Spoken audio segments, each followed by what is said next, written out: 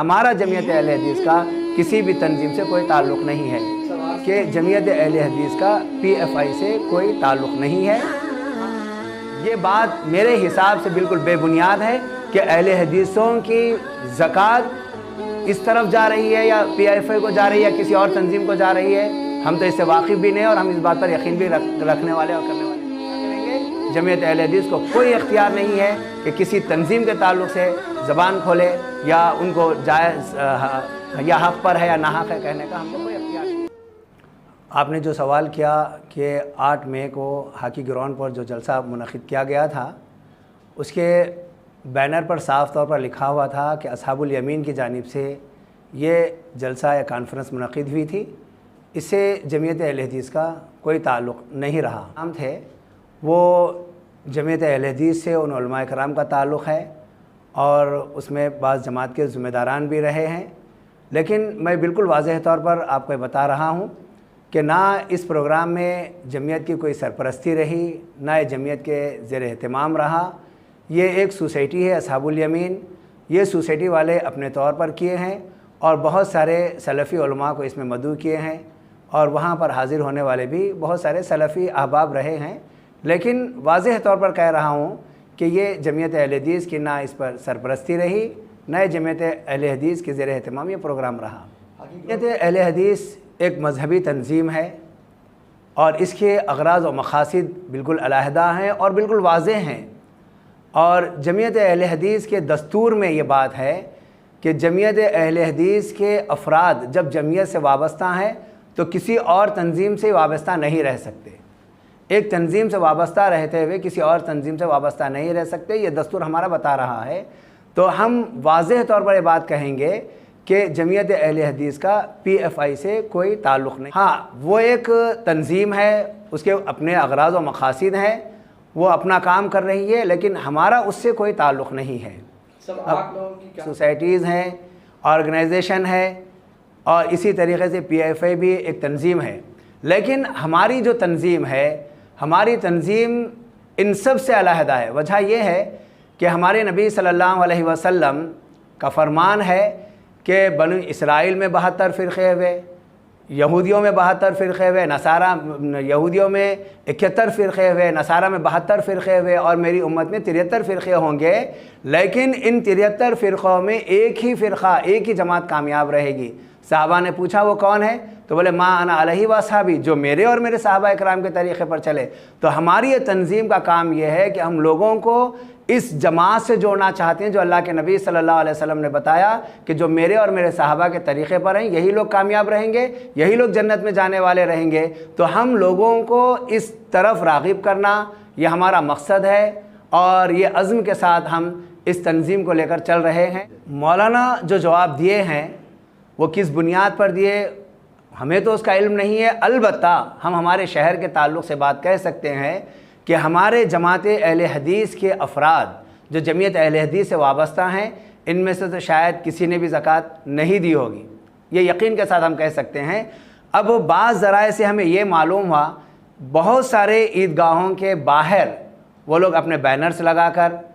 اپنے طور پر چندہ وغیرہ جمع کیے ہیں، تو یہ ان کا اپنا عمل ہے، ہم کسی کو کوئی باہر ٹھہر کر مانگ رہا ہے تو ہم اس کو روک نہیں سکتے، لیکن ہمارے اسٹیج سے اگر اعلان ہو رہا ہے یا ہم اگر اس کا اعلان کر رہے ہیں، ہم اگر چندہ پہنچا رہے ہیں افراد ہمارے، تو تب ہم کہہ سکتے ہیں کہ ہاں ہمارے افراد چندہ دے رہے ہیں یا زکوٰۃ کی رقم ان کو دے رہے ہیں۔ ایسی تو کوئی بات نہیں ہے، ہمارے علم میں تو ایسی بات ہے ہی نہیں۔ سب سے پہلی بات یہ ہے کہ ہمارے پاس خود بیت المال قائم ہے، ہم احباب جمعیت کو یہی بارہا آگاہ کرتے ہیں کہ آپ جمعیت اہل حدیث کے بیت المال میں فنڈ جمع کریں، کئی ایک رفاعی خدمات یہاں سے انجام دیے جاتے ہیں، تو کئی احباب الحمدللہ جماعت کے اندر اپنی زکوٰۃ کی رقم کو جمع کراتے ہیں۔ یہ بات میرے حساب سے بالکل بے بنیاد ہے کہ اہل حدیثوں کی زکوٰۃ اس طرف جا رہی ہے یا پی ایف آئی کو جا رہی ہے یا کسی اور تنظیم کو جا رہی ہے، ہم تو اس سے واقف بھی نہیں اور ہم اس بات پر یقین بھی رکھنے والے اور کرنے والے نہیں۔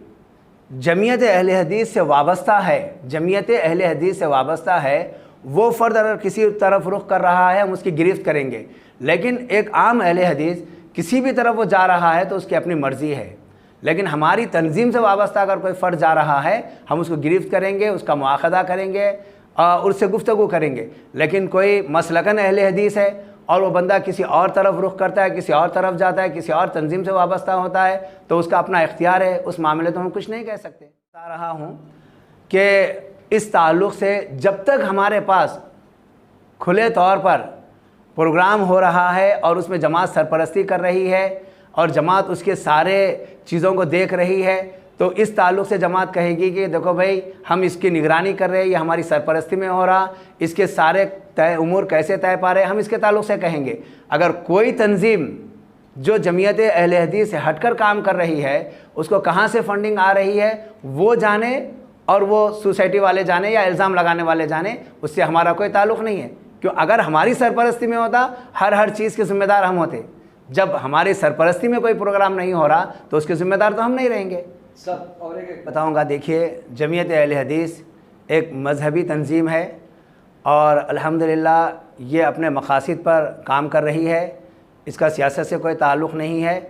اب رہا بہت ساری تنظیمیں، صرف یہی ایک تنظیم نہیں، پی ایف آئی نہیں، اس کے علاوہ بہت ساری تنظیمیں ہیں. ان کے کیا نظریات ہیں، ان کے کیا مقاصد ہیں، ان کا کیا کام ہے، حکومتی ادارے ہیں، ان کی ذمہ داری ہے یہ اپنے طور پر تحقیقات کریں گے. صحیح کام کتنا ہے، غلط کام کتنا ہے، یہ کام ہمارا نہیں ہے. اور جمعیت اہل حدیث اس وقت ان کو صحیح اور ان کو غلط کہنے کے لیے نہیں بیٹھی ہے. ہمارے اپنے بہت سارے کام ہیں، ہم اپنے کام کرتے رہیں گے. ہاں اگر ان کے اندر جو چیز غلط ہے جس سے معاشرے کو، یہی ایک تنظیم کی بات نہیں کر رہا ہوں، جتنے بھی تنظیمیں ہیں معاشرے کے خلاف میں اگر وہ کام کر رہے ہیں تو ہم ان کے خلاف آواز اٹھائیں گے. لیکن ان کے کچھ اپنے نظریات ہیں، وہ کچھ اور سوچ لے کر چل رہے ہیں، صحیح ہے یا غلط ہے یہ حکومتی ادارے ہیں، یہ حکومتی ادارے اس کے تعلق سے فیصلہ کریں گے. جمعیت اہل حدیث کو کوئی اختیار نہیں ہے کہ کسی تنظیم کے تعلق سے زبان کھولے یا ان کو جائز یا حق پر ہے یا ناحق ہے کہنے کا، ہم کو کوئی اختیار نہیں. حالات ہے وہ سب کے سامنے ہے کہ ملک کس ڈگر پر جا رہا ہے، کیسے حالات ہیں. تو ایسے وقت میں مسلمانوں کو بھی متحد کرنا ہے، ساتھ میں برادران وطن کے ساتھ بھی ہمارا سلوک اچھا ہونا چاہیے، ان کو بھی قریب کرنا چاہیے، ہمارے اسلام کی حقانیت کیا ہے ان کے سامنے بھی پیش کرنا چاہیے. جیسے دیکھیے اس مرتبہ رمضان میں، گزشتہ بھی ایسے تقاریب ہوا کرتی تھی، لیکن اس مرتبہ رمضان میں کئی مساجد کے اندر غیر مسلم بھائیوں کو بلایا گیا. کئی لوگ، کئی غیر مسلم مساجد سے واقف نہیں تھے، مساجد میں داخل نہیں ہوتے تھے. اس مرتبہ ان کو بلایا گیا، وہ مساجد کے اندر آئے اور اسلام کی روحانیت کو انہوں نے وہاں پر پایا، بڑے متاثر ہوئے. تو یہ وقت ہے کہ صرف مسلمان ہی نہیں، غیر مسلموں کو بھی ہم اپنے قریب کریں اور ان کے سامنے بھی، ان کے ساتھ بھی اچھا سلوک کریں اور ان کے سامنے اسلام کی صحیح دعوت کو پیش کریں. اور اس سے بڑھ کر ہم خود اسلام کے نظریات کو اپنائیں، اسلام کی تعلیمات کو اپنائیں اور اپنا عملی نمونہ ان کے سامنے پیش کریں، تاکہ ان کے دلوں کے اندر جو دوریاں ہیں، جو خلیش ہے، مسلمانوں کے تعلق سے جو نفرت ہے، یہ چیزوں کا خاتمہ ہو سکے.